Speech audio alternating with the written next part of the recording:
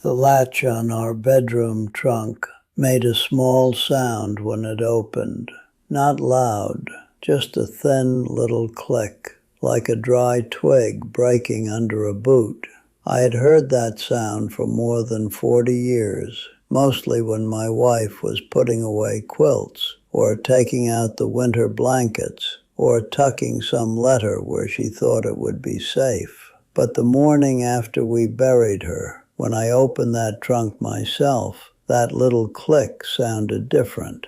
The whole house was quiet behind me. The bed was made. Her bonnet was still hanging on the peg by the door. And inside that trunk, under a folded blue quilt, I found the first thing that told me what she had been carrying. My name is Malin. I am an old Amish grandfather, and I have lived long enough to know that a man can be wrong for most of his life and still call it duty if nobody stops him. I share these stories because some things should not go into the ground with us. If this one touches something you have carried or something someone carried for you, I would want to hear that. Leave me a word below and stay with me a while. My wife's name was Anna. I do not say that lightly. A name has weight after a person is gone. When she was alive, I could call it across the kitchen without thinking. Anna, where is the twine? Anna, did you see my Sunday hat? Anna, the youngest calf is out again. A man says a name like it belongs to the air. Then one day he says it, and no one answers, and he understands it never belonged to the air at all. We were married in the spring. I was 24, proud in the quiet way young Amish men can be proud. I had good shoulders, 2 horses, a small place rented from my father's cousin, and a mouth that knew how to stay shut when older men were talking. People called that wisdom. It was not wisdom. It was fear dressed neatly. Anna came to me from a family with softer voices than mine. Her mother made pies with a crust so thin it almost seemed a sin to cut it. Her father had a laugh that came from deep in his chest. Anna was not a woman who pushed herself into a room. She entered like lamplight. You noticed the room became warmer, and only later did you understand why. In our second year of marriage, I made the mistake that followed her for 40 years. It was not the kind of mistake people whisper about because it is interesting. It was smaller than that and meaner. We had borrowed money quietly from my brother to repair the barn roof after a storm took half the shingles. I did not want my father to know. I had told him I could manage the place on my own. I had spoken with the confidence of a man who had not yet paid for much. That summer was hard. The rain came wrong. Hay dried badly. A wheel cracked on the wagon. One of the mares went lame. And when my brother asked when I could pay him back, I had no answer that did not make me look small. So I let Anna take the blame. I did not stand in the kitchen and say, Anna, you carry this for me. I was not honest enough for that. It happened more cowardly. My father came by one evening, and he noticed a new bolt of cloth on the shelf. Anna had bought it months before to make shirts for me. My father asked, sharp as a knife, if we had money for cloth but not for debts. I stood by the stove with my hands black from harness grease, and I said nothing. Anna heard the meaning before I did. She was setting bread on the table. Her hands paused over the loaf. My father looked from the cloth to her, and then to me. The silence opened like a ditch. After he left, I waited for Anna to turn on me. She did not. She wrapped the loaf in a towel and set it aside. Then she said one sentence, Malin, silence can lie too. I remember that line because it was true the moment she said it, and I spent 40 years refusing to let it be true. By the next Sunday, people knew some version of it, not the whole thing. Amish talk does not always run fast, but it runs steady. A woman who spends too freely, a young wife who does not understand hardship, a husband who is trying, poor man, but held back by her softness. Nobody said it to my face in plain words. They did not need to. There are looks that do the work of sentences. Anna bore it quietly. That was the worst part. If she had scolded, if she had gone to my father, if she had made me stand before the family and tell the truth, I might have become a better man sooner. But she did what she believed a wife should do. She kept our home gentle, while the world outside made her smaller. When the women gathered after church, I saw how some of them made room for her, and some did not. When we visited, I heard the little pauses after she spoke. I saw my mother look at her dress, her bonnet strings, the way she served coffee, as if a careless woman could be found in every movement. And I, Malin, son of a stern father and husband of a good woman, let it remain. You must understand something about shame. It does not always arrive shouting. Sometimes it moves into a house like damp. At first you only smell it after rain. Then one winter you put your hand against the wall and find the wood has softened. Anna changed in ways I did not want to notice. She stopped asking for things she needed. She patched my shirts until the cuffs were more patch than shirt. She wore the same dark dress so long that the elbows shone smooth. If I said, "Buy cloth," she would smile and say, "This one still holds." I thought she was being thrifty. I praised her for it. Imagine that. I praised the wound because it was not bleeding on the floor. Years passed the way years do on a farm. Children came. A son first, then 2 daughters, then another boy who had his mother's eyes. We rose in the dark. We milked. We planted. We buried old horses and fed new calves. We sat through weddings and funerals. We watched babies become children. Children become baptized members, and some of them become parents themselves. The debt was paid long before our first daughter could read.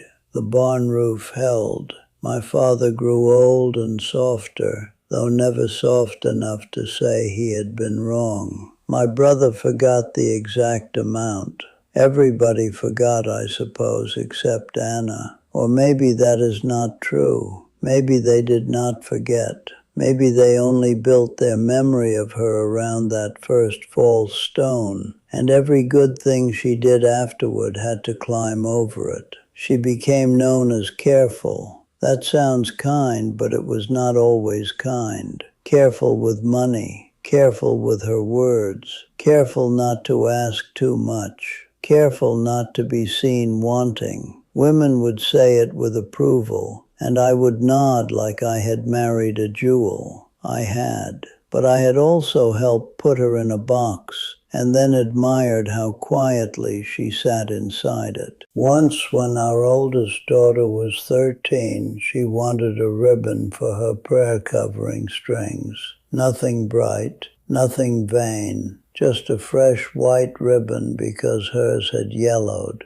Anna told her to take one from the sewing basket. My mother was visiting that day. She made a small sound, hardly more than breath, and said, "Young girls learn spending from watching." I saw Anna's face then, only for a second. It was like seeing a lamp nearly go out in a draft. Our daughter looked at the floor. I could have spoken. I could have said, "Mother, that old story was never Anna's fault."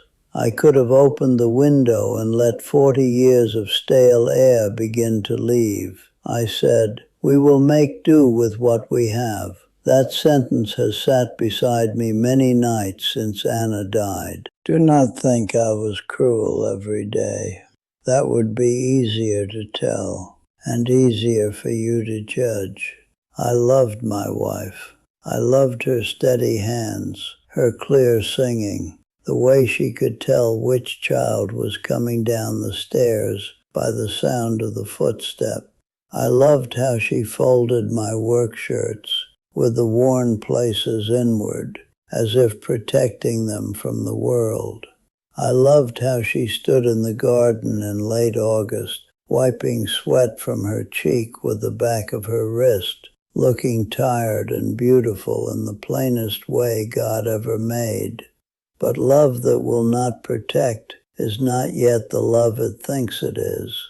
That is what I did not know. When Anna grew sick, it was not sudden. She became smaller by seasons. First she stopped going to the far rows of the garden. Then she sat down while kneading dough. Then she left the mending basket untouched for 3 days, which I had never seen in all our married life. The doctor in town used words I did not carry home well. The bishop came. Our children came. Our grandchildren filled the house with whispers and careful footsteps. Near the end, I sat beside her bed in the same room where that trunk stood against the wall. Her hand was in mine. It felt light, too light for all it had done. I told her I was thankful for her. I told her she had been a good wife. She turned her head toward me, slow as a leaf turning in water, and smiled a little. She said, "I know what you meant, Malin." At the time I thought she was forgiving the clumsiness of an old man who could not find better words.